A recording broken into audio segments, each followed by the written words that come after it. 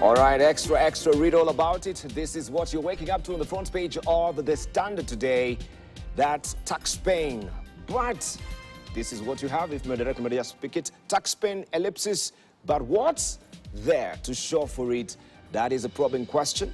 Budget statement. The Treasury CS will today deliver President Ruto's second budget at a time when Kenyans are up in arms over high cost of living. But even as the minister lists physical and policy measures to grow the economy, questions are being asked of what the government has to show for the increased tax burden on Kenyans. You have that story inside the publication today, a whole layout of it from page 2, 3, 4, 5, 6, 7, 8, and 9 of the publication today. Special report there. But what's his inside? Just to give you a snippet of what is highlighted here. Expectations. Kenyans list their wishes for 2024 budget. CS's big reveal. Will Njuguna Ndung'u pull an S? That is a burning question as well. All you need to know, the A to Z of this year's budget, secrets to statements, why Kibaki's budgets hit home, sobriety, alcoholic traders protest against high taxes, funding dilemma, president's farm stands on taxes, and also job losses. Industries warn new taxes will lead to layoff. Of course, we know 370,000 is what CBK had projected that CEOs have indicated. Should this really sail through, well, jobs will be lost. 3.9 trillion shillings, the size of President Ruto's administration's second budget since assuming power following the 2022 general election.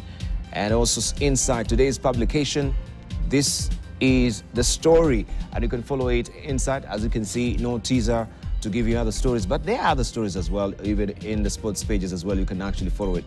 And looking down here, ghost of revenge return to haunt former President Uhuru Kenyatta's frustration over delayed release of funding to his office.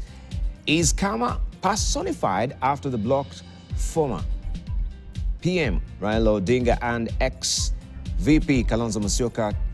He blocked them 10 years ago from accessing parks. You have a story on page 10.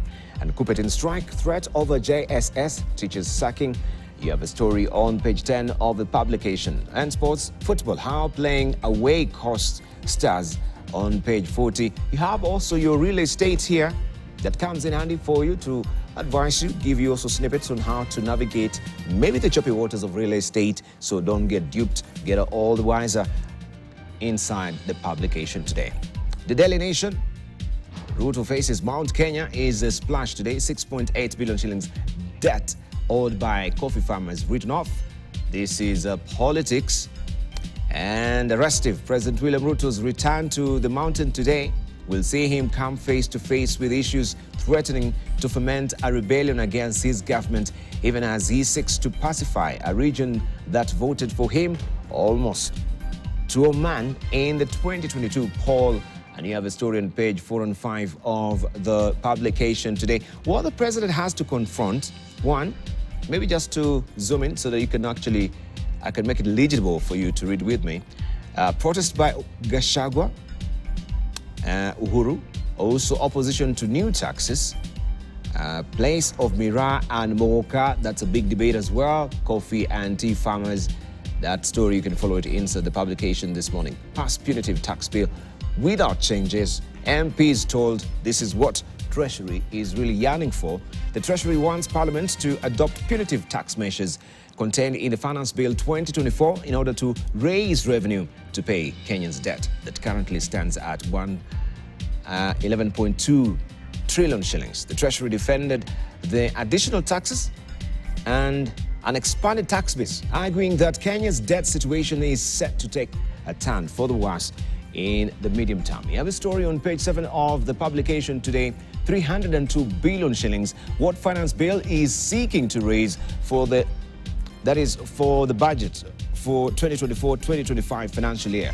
All that tucked away inside the publication on page 7 today. Kupet threatens to sue TSC over sacked junior secondary teachers. That is on page 2. And Trump eyes TikTok to woo young male voters.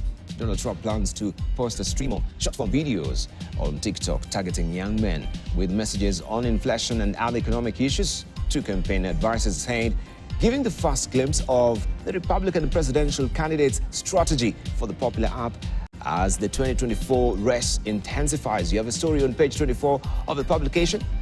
Now, there's a bill also wanting to make sure the SRC bosses are hired on part-time basis. Member of the National Assembly have started considering a proposed legislation that could make members of the Salaries and Remuneration Commission serve on part-time basis. Current commissioners are full-time employees who serve for a non-renewable term of 6 years. You have a story on the back page of the publication today. The Star is up next. Ruto allies tell DP, you are drama king. You're a drama king. Gachagua says people should be proud of your origin and nobody should be ashamed. This is on page 4 and 5 of the Star. The palace war feud escalates as CS's MPs takes on Rigathi, telling him divisive figure. All right, you can see some of the faces that they've been in the smack dab of the Mount Kenya politics.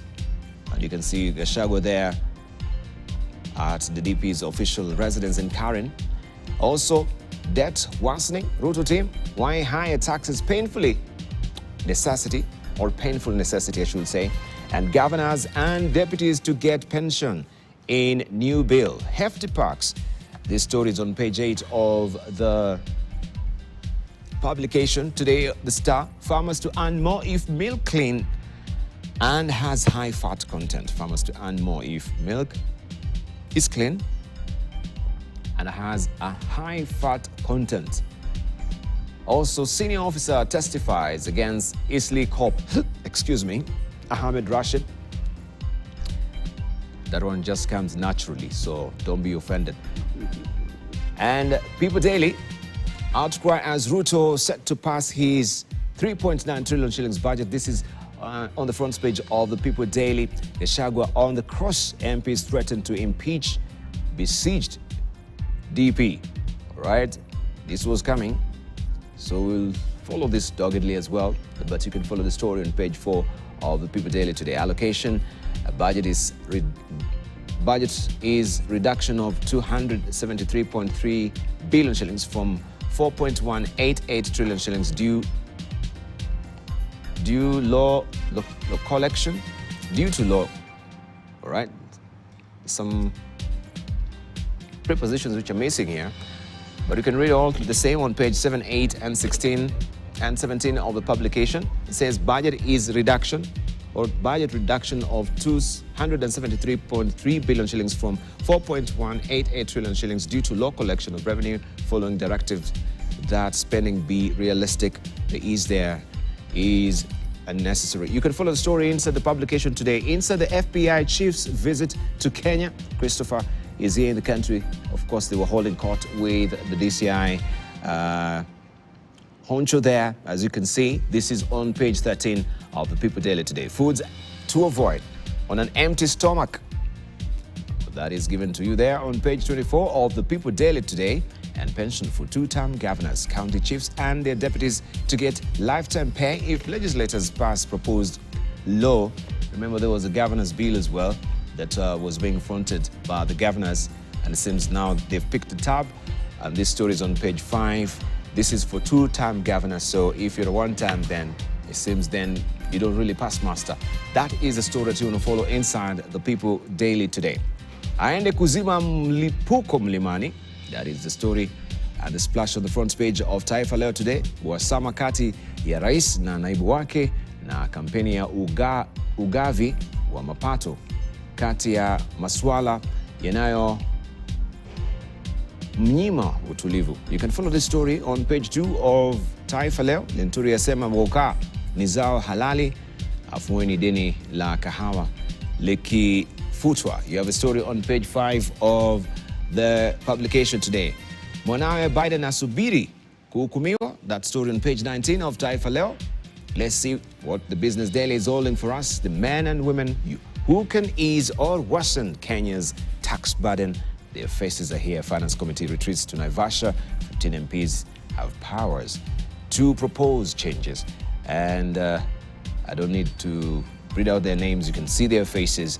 And it says the 15-member National Assembly's Finance and National Planning Committee will, over the next 5 days, determine the fate of the tax proposals in the contentious Finance Bill 2024, which has drawn sharp criticism from industry groups and individuals taxpayers. The committee, dominated by lawmakers allied to the governing Kenya Kwanza coalition, has retreated to Naivasha to compile its report after a rigorous 2 weeks engagement with members of the public on the bill. This story continues on page 2 of the Business Daily this morning.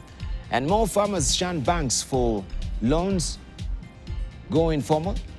Total sets up 13 electric vehicles charging stations, and Kenya Power sets August deadline for token meters upgrade. And state to net 1 billion shillings from the share sale in 6 listed farms. You have a story on page 14 of the Business Daily. Treasury fears trouble with IMF debt risks. And you have a story on page 3 of the publication today. We cross over to Uganda. Also them, today is their D-Day. Remember this, the estimates will be read in the within the East African community as well. And budget day, MPs scared of arrests. Some of them, they have been hiding.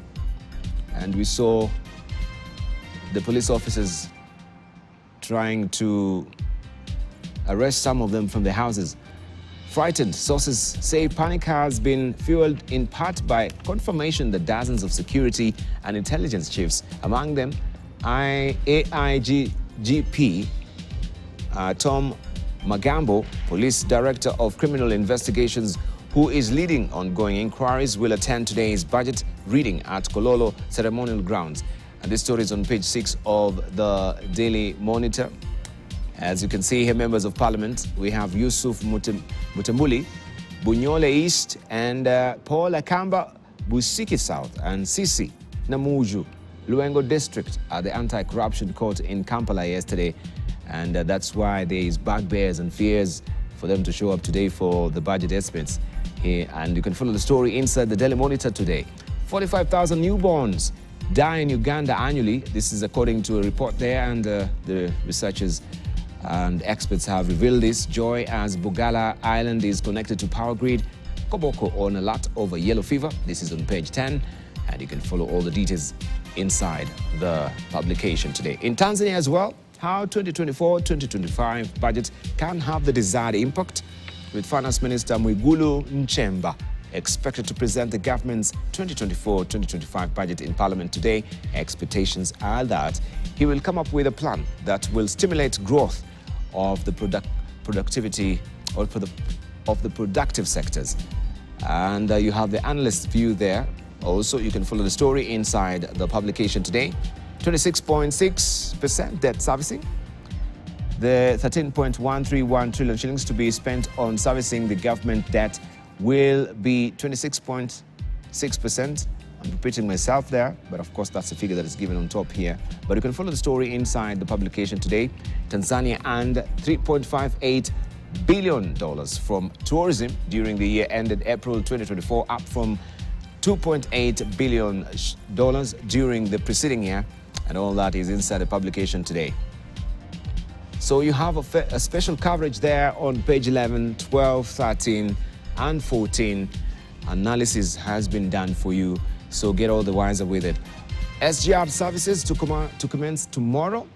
And of course, there has been hue and cry in Tanzania regarding the fares that have been hiked if you want to use the SGR. In Rwanda, 6 major changes to Rwanda's new forest law. The new law stipulates heavy fines ranging from 500,000 Rwandan francs to 5 million Rwandan francs for people who harvest trees. You have a story on page 3. And Kagame names new finance foreign affairs minister in mid-reshuffle. Right, this is the new faces in the different dockets. Of course, same faces, different dockets. Newly appointed ministers, we have Yusuf Murangwa, Finance and Economic Planning, Ambassador Olivier Duhungirehe, the Foreign Affairs and International Cooperation, Console Owiumana, Gender and Family Promotion, and we have Valentine Maria, Environment, and we have at the bottom there Dr. Vincent Biruta and Jean Diach Muja wa Maria, Public Service and Labor, Linda Mutesi Rusagara, that is State Resource Mobilization and Public Investment, and Olivia Cabera, State Infrastructure. That's the reshuffle, and those are the stories that you can follow inside the publication today. Afrexim Bank annual meeting kickoff in the Caribbean. You can follow the story on page 2. Fight against child labor continues with sharp focus on most guilty sectors on page 4 of the publication today. Duva's entry at her Arusha office. This is the East African publication this week. The new boss at ESE has the job cut out. She says her focus is integration, but she has to clear myriad trade and diplomatic barriers. There's a cash crisis, there are trade wars, insecurity, RC relations within the East African community, and so she has an entry full. Image boost for Somalia. Mogadishu gets a seat at the UN Security Council table from whence its crippling sanctions have come. UNOC delays oil imports. Uganda's big day pushed back again, and state-owned farm signs deals with more than 80 companies. You can follow this story inside the publication today. The China Daily is up next, and China, nations targets high-quality job opportunities. You can follow that inside the publication. And just also to prime you on the latest in The Economist, a triumph for Indian democracy. This is the latest on the publication. Billionaires bad debt on bad bet, I should say, on Trump, where Ukraine is beating Russia. When to buy expensive stocks, and from chatbots to robots. That is The Economist. The Newsweek is talking about the sphere of influence, and you can see the flag there of the USA and Saudi Arabia's, how Saudi Arabia's growing power is shaping the Middle East and beyond. This is what is on the front page of the Newsweek this week. All right, those are the dailies. I'll run you by the cartoons as well, but time to welcome our guests, hear the voices as well, and just hear the expectations from the budget estimates that will be read today. Remember, we'll be crossing over to Parliament at around 7 o'clock just to get in touch also with our business journalists who are on the ground right now, just putting their ducks in a row, and of course also to just give the feel and flavor of what is happening there. I want to introduce this morning to you Professor Gituro Wanaina, who is a professor at the University of Nairobi School of Business. Also we have Professor Dominic Mwenja, who's the chair of Pension Fund, CBK Pension Fund. Also we have a chair of Kenya Development Corporation. This is Munyasi Sakwa. We have Bill Okero with us as well, political economist. Gentlemen, good morning and thank you for joining us. We appreciate seeing you this morning. Morning. Right. I need to serve your tea maybe. Because so I can wake up. It seems your mouths are clamped up like this, so they need to be opened up a bit. No, yeah. We are anxious. Tea is here, by the way. We are anxious. Yeah. Let me do that. Yeah. Let's just begin with Professor. I'll take the roll call. Who came first? Anyway, let me just begin with Prof. Good to see you. Yeah. Let's just begin. Prof, how did you know I was the first one? Well, usually I'm the earliest to come. But you know, Bill Okero is latest to come. Today he didn't even go through the mosque. Because he has to go through the. You did. time changes. Okay. Bill Okero has to pray for us. Every Thursday before he comes here, we are prayed for. I think they are more demanding people for the players than us. And we shall not mention. Who's demanding? All right. I wanted just to hear from, especially Prof, because I can see the expectations from the bonds. They are way beyond what you had targeted, right? People have really bought the bonds according to the latest report. Tell us more about it. You know, when you have an alternative place where you can put your money, then you have more than normal returns. That's where you put your resources. So for us, oversubscription is a good thing. It's not a bad thing. That means Kenyans are excited about the opportunity to make some extra money. There is also the flip side of that. When when you're able to lend to government and have much better returns, that means other opportunities also for investment also are hit just a little bit. I think Bill will tell you more about that, but it is not a bad thing. And anytime we see an oversubscription, everybody is we are happy, and more Kenyans now are able to actually lend to government than at any time in the history of the country, which is a good thing. Yeah. All right, Geturo Wanaina, your expectations today? I think you put it very well, and I think the Standard put it. If you look last year and today, and the kind of commitment the government made in 2023, their first budget, this is a second budget, it can clearly show, as much as we expect those taxes there, perhaps in terms of delivery becomes a challenge in it. It's also a concern, really a serious concern, if you're really saying the debt is 11.3 trillion, and then we are saying the budget is about 3.9 trillion, so you're really talking almost 7 trillion as the gap here. And that's a huge gap for you to be in the kind of money we are looking for.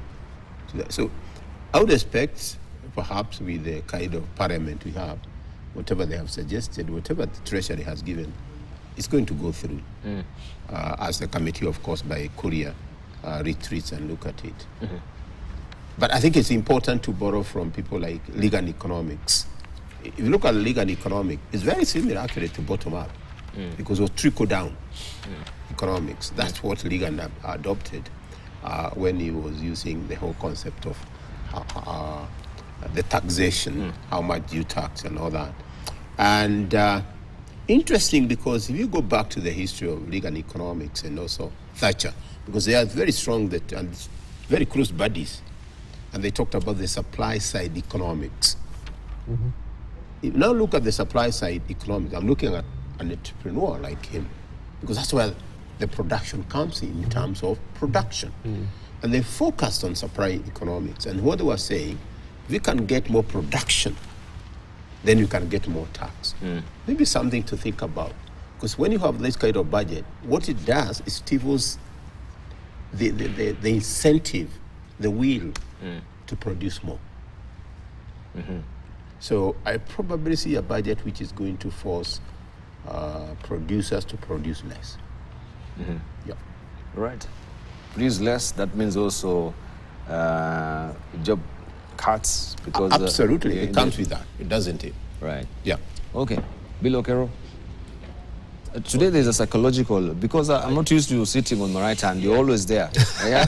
I don't know how you're sitting. Are you disoriented today. Because you came late. Those are the scenes. But Bonyasi Sako, he knows his place. You see, I'm one over the place, isn't it? Sometimes there, sometimes there. Yeah. I'm rarely here, but yes. Yeah, so the expectations on the budget. Yes.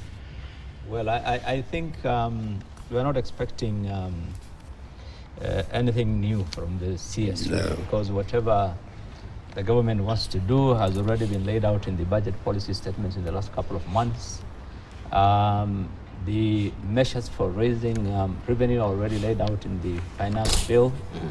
I think the ministry will probably expand on some of the policies, underpinning those tax measures and so forth. But I think it's the direction this thing is taking is really unfortunate. But when you look at the news the last 24 hours, with Treasury coming out very strongly and saying that they don't want any of those taxes to be removed in the finance bill.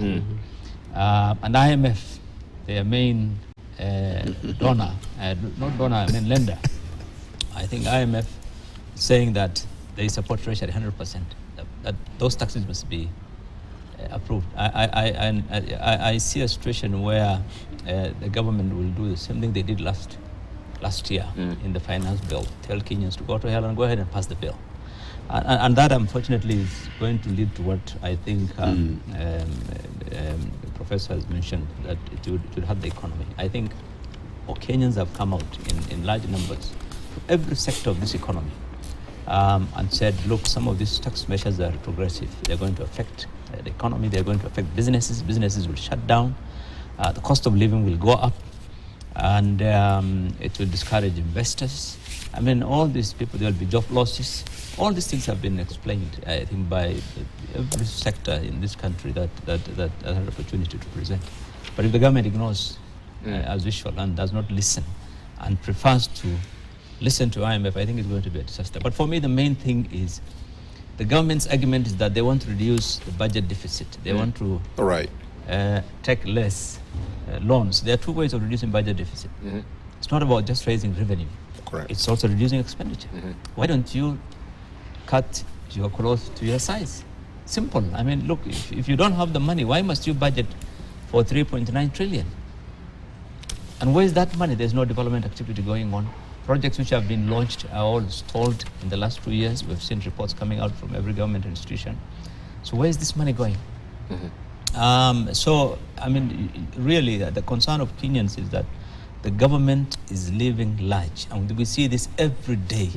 The amount of money being spent, you know, on travel, on conspicuous consumption. That is our usual tradition. So I think government needs to cut down our expenditure. That is the best way of dealing with this. You do not tax an economy where the economy is already on its knees. You can't. It's going to make the situation worse. You're going to cut down on productivity.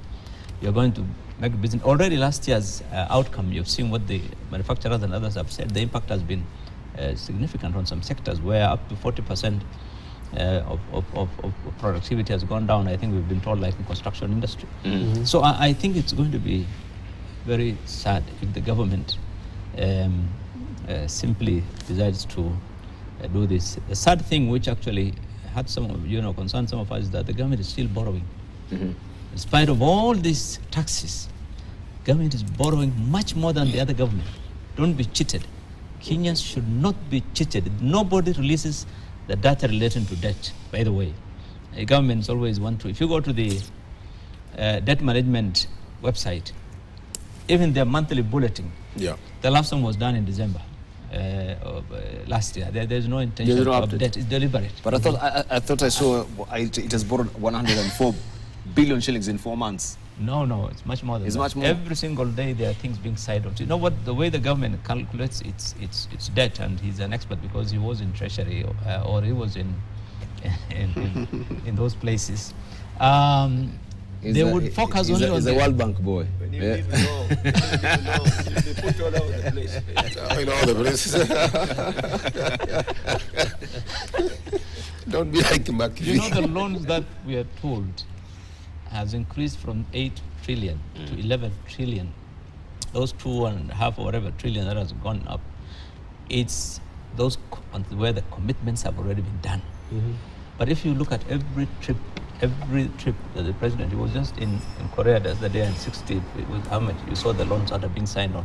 Some of these things take time to be, the commitment and the process to be done. But if you look at the total number of loans the government has taken, and I want to just refer to the government budget policy document last year. They said for the 5 years to 2027, they anticipate that MTF to take a loan up to 5 trillion. That's what the government policy document says. The budget policy statement in 2023-24. So, I mean, 5 trillion in 5 years, you're still taking loans, and you're telling Kenyans, I'm raising the taxes because I don't want to take loans. So I think we're misleading Kenyans. So they're just speaking from both sides of the mouth. Yes. But isn't it interesting as well that Bunyasi Sakwa, we just the other week, you know, we had Dr. McPhee here castigating Professor Geturo that yes, they were in that forum, he was sleeping, the World Bank forum at the end of the day. But the World Bank were warning about these taxes. And IMF is supporting the taxes. So they're this playing games. And they're bought in under the same institution. Yes. Or they're just independent. This is independence of the institutions within the Bretton Woods institutions. Okay, a couple of things. First of all, in this, my concerns about today, I hope that the MPs delve deep into the finance bill. It's always the interest of democracy, balance and development.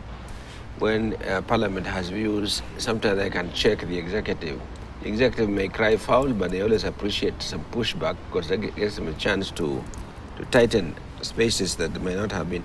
I don't think it should be something that is assumed to be passed even before it reaches. That is not a good setup in these three-armed democratic settings that we've got.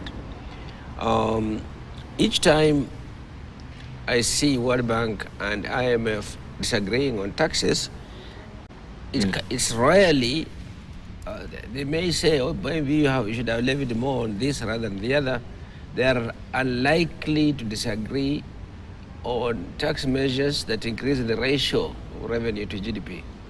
On that, they are likely to be united. How you get there, they may differ. The pace at which one institution, like for example, IMF may go forward, World Bank might say, oh, we wanted that to come a bit later, we should have gone with these taxes.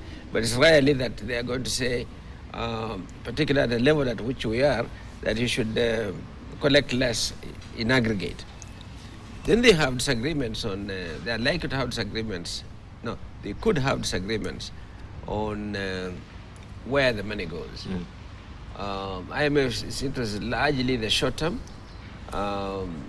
that's their mandate, and World Bank is interested in the longer term, but they know that if the short term is not in place, the long term goals cannot be met. But if the short term, if you can't pay salaries today and do maintenance today, you can't do the bigger things to simplify the thing a bit.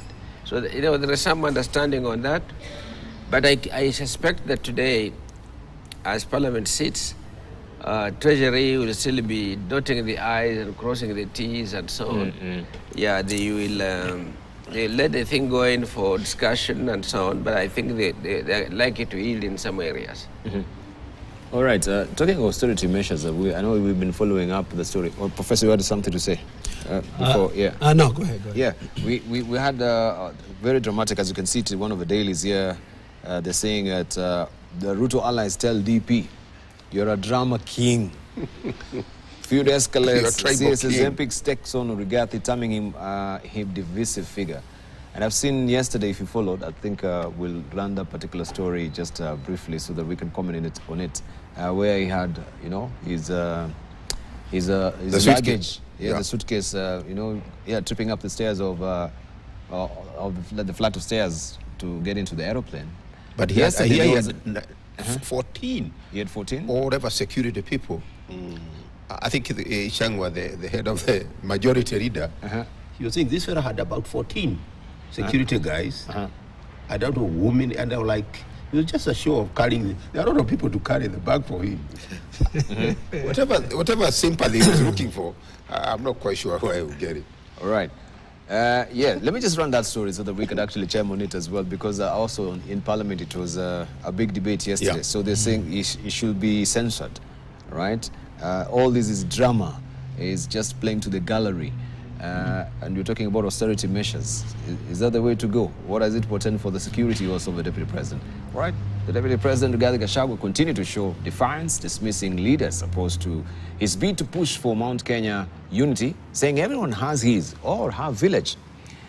He warned leaders speaking seemingly against him that their political life will be short. The DP was speaking when he opened the International Scientific Conference in Mombasa, as Tobias Chanji reports.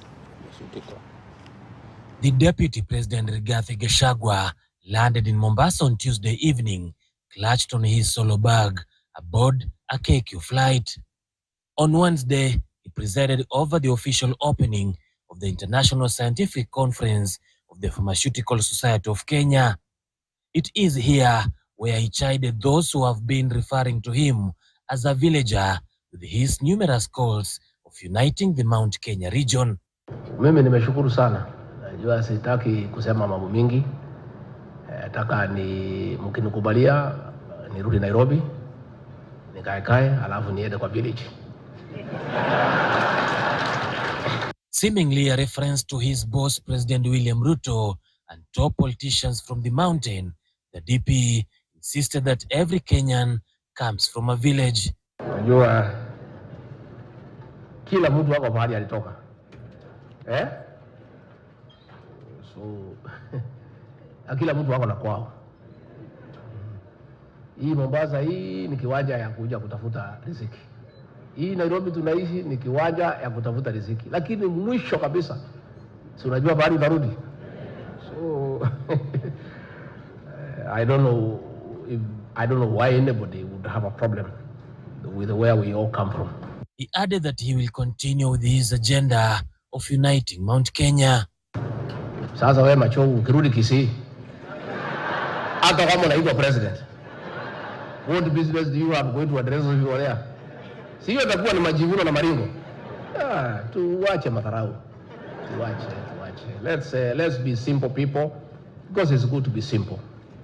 And let's not pretend that we are what we are not.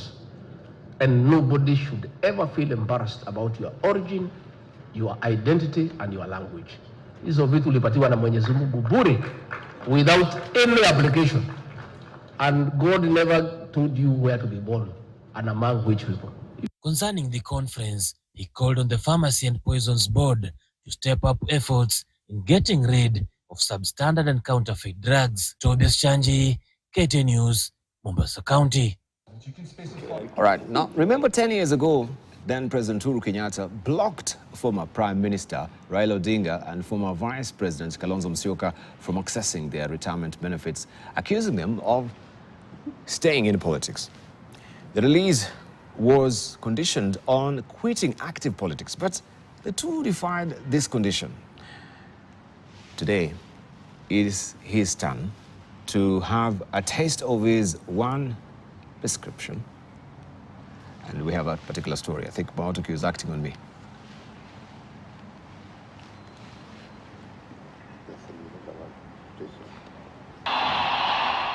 Eight years ago, when retired President Uhuru Kenyatta rejected a bill providing retirement package of ODM leader Raila Odinga, who was entitled as former Prime Minister, and his Wiper counterpart Kalonzo Musyoka, who is former Vice President, reality seems to have jolted him awake. One would think it will be best explained as what you sow is what you reap, or better still, other biblical teaching, when Uhuru refused to sign into law a bill that will have seen Raila and Kalonzo access the benefits that tuned into millions of shillings. Wamekuja wanasema ati wananyang'anya Raila rupurupu yake, ati pension mpaka Raila aende apige magoti chini. Anakamwambia ng'oo, Raila wendi.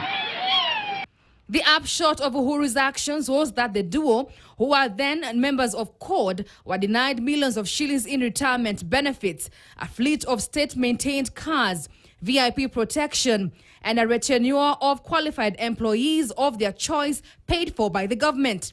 Not even the presence of the National Assembly Speaker Justin Muturi, Majority Leader Aden Duale, and Clerk of the National Assembly Justin Bundi could sway Uhuru to approve the bill. Kenyatta at the time cited the two leaders' active involvement in politics was the reason for his refusal to sign the bill. The former president, Uhuru Kenyatta, has found himself in unfamiliar territories, accusing the President William Ruto-led administration of frustrating his office of a 1 billion shillings funds, and turned to the media to seek help. I think we can note anywhere that he has been inactive in terms of political activity. So I don't think that that should be a basis or a TOR that should necessitate the kind of treatment that the office of the retired third president is receiving. However, through his spokesperson Kanze Dena on Monday, Kenyatta explained that the court dispute surrounding the leadership of the party has made it impossible for him to hand over. Kira zangu zilikuwa zimeniambia ya kwamba siasa mimi nilikuwa nataka nilegee, lakini wengine wameamua ya kwamba kazi itakuwa ya vitisho na kulazimisha, lakini chama sio ya Uhuru ina wenyewe. The political experts and leaders nonetheless maintain that despite Uhuru's conduct when he was president, two wrongs don't make a right, and want law to be followed. All eyes are now on the committee formed by President William Ruto to see how the issue will be resolved. Grace Nganga, KT News, Nairobi. All right, let's just talk on those issues as well. Regarding the parks, and we saw at least there's been an extension to have a happy medium between the president and Ruto. But the fact is, there's no money. Or is it a missed priority? Because we have, as it's been indicated before, 1 billion shillings that has been set aside for State House renovation. But here the president is coming to the public gallery to decry the former president, to decry the fact that his rights, as far as pension is concerned, has not been repeated. Let's look at the political side of it with Bill Okero. He was in parliament. He's a political economist here. No, I think this is a very interesting story.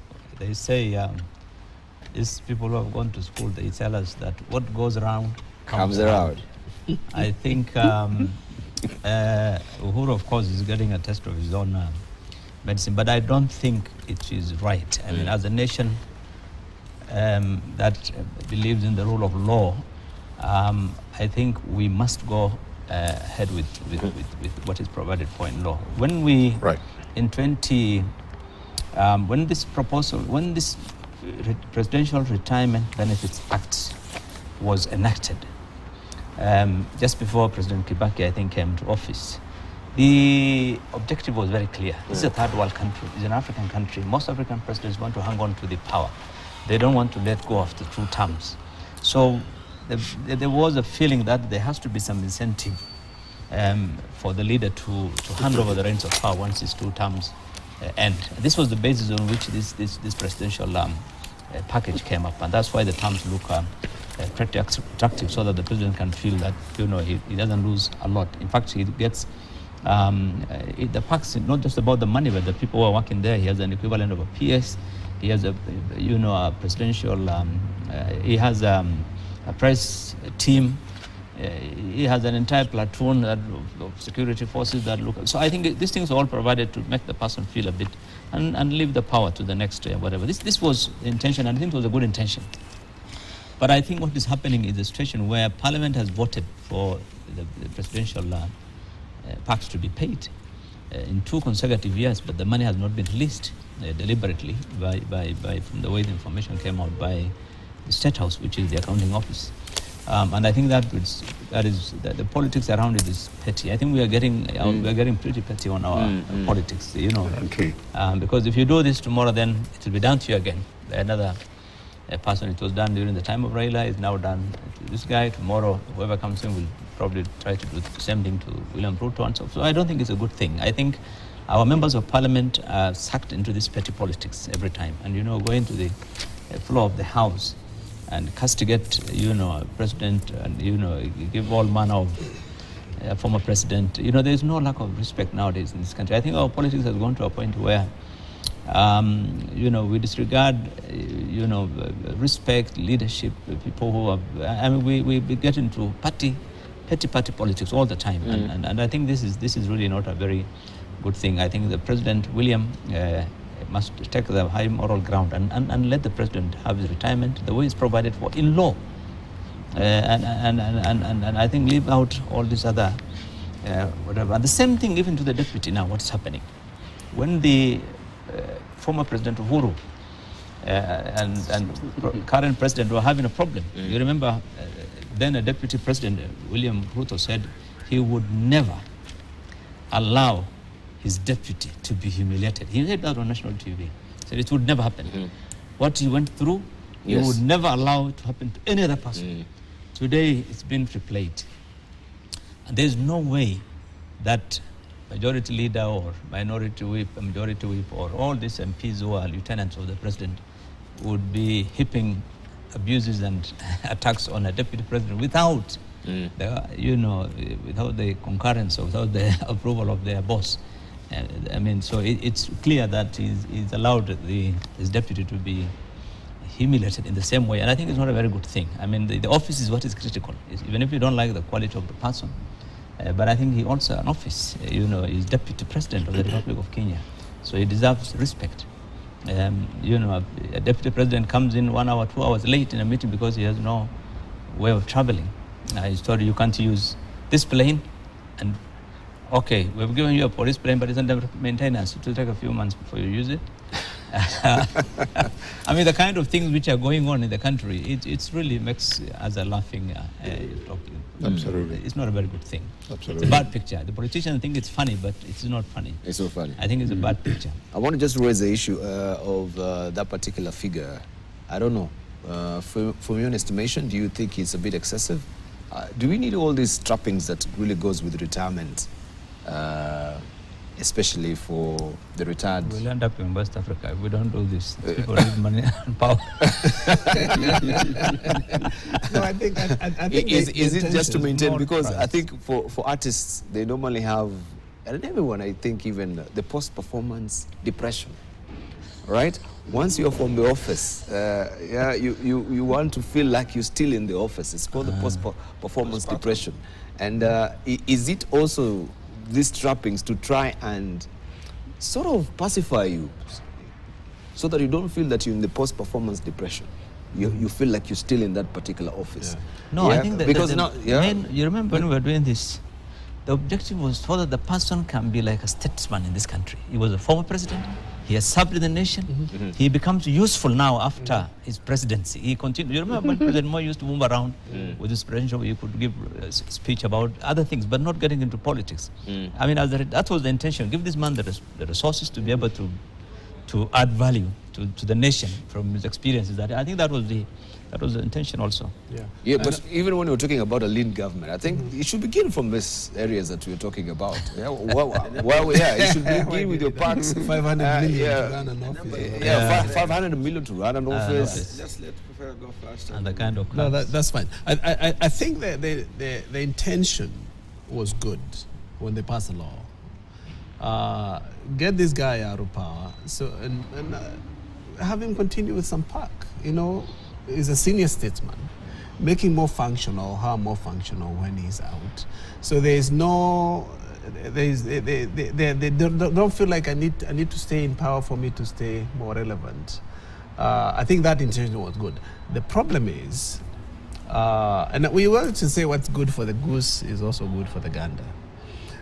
When the issue of Kalonzo and Raila came, that was around 2013, 2014, I think the first term of Uhuru's government.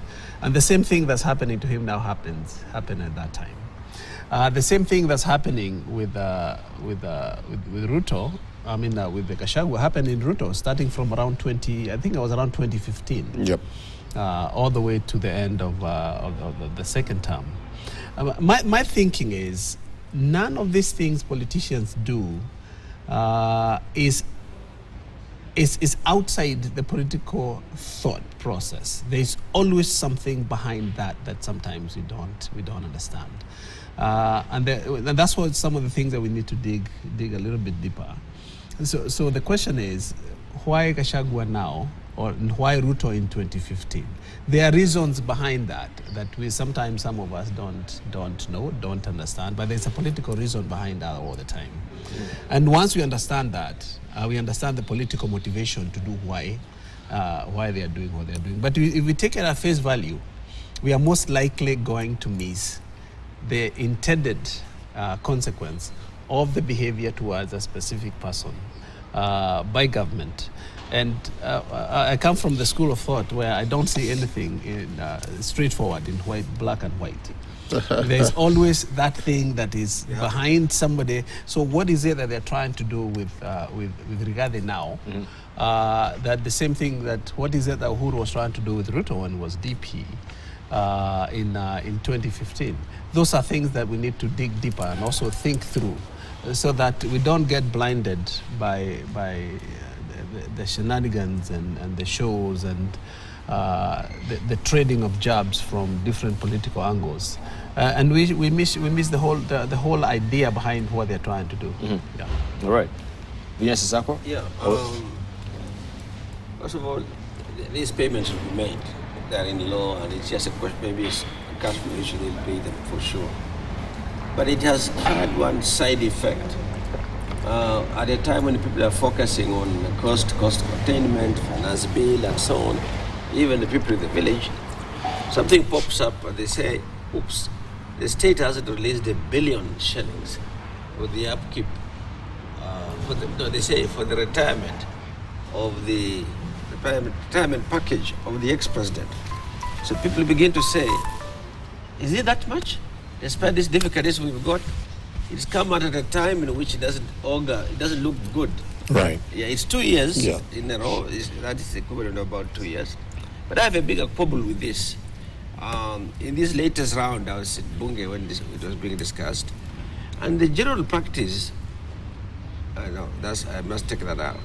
Good practice would suggest that you don't pass things like retirement benefits when the beneficiary is in office. For example, if we were discussing President Ruto's second term and he's about to leave, and now I talk about his retirement package, what are you going to get?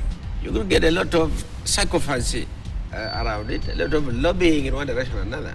The law needs to be made to last terms, various across presidents and so on, so that you don't influence your own retirement. But I think the idea they should have a retirement package is good. By the way, it varies each time the law goes in. The expanse of it changes and the depth of it changes. You use the word platoon. I don't know, I've never been in the military, but I think it's a small, effective unit of the army. You have own little, army there. The number of vehicles that they need, and these vehicles must be changed every 3 years. 2 or 3 years. 3 years, is it? 2 years. 2 years, yes. You must give them new vehicles every 2 years. 2 years. Yeah. How often do you change yours? Yeah. Well, what I'm driving now is... former president.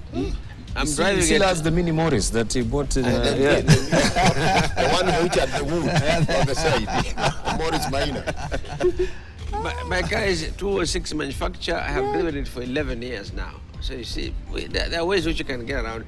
So, but that we can't even blame the president then, or president now, so to say. It's Parliament. Parliament. Yeah. Parliament had the opportunity to trim this in accordance with good international practice. Right. And it becomes the law of the land. You'll get X percentage of your salary adjusted, indexed to whatever the case and so on. So the president himself has no role in appearing to fiddle with it. I just hope that we'll see sense and we begin to grow up on this one. Yeah, growing up we should. And of course, even talking about parks, we have the governors as well who are gagging for their parks as well. And we'll have a bill on the floor of the House. If you're a two-term governor, then it means you automatically also, you'll get your parks. And remember also, this will be akin to a president, right? All the trappings that goes, they say, just as the president has that comfort, your 500 million shilling office, you have your cook and chef there, you have your watchman, so the governor, because that is their fiefdom, and they are the chief, right? So we're talking about austerity measures. Well, we'll take a short break. If that sails through, we shall be looking at that as well. You're watching Sokoni here today. Remember, today's a big day. Any moment from now, when we circle back, we shall be crossing over to Parliament, where we have reporters there, business reporters who will be giving us the feel and flavor of what is happening currently as we eagerly await to hear the budget estimates which will be read today, not only just here in Kenya, but also in the entire East African community. We take a short break.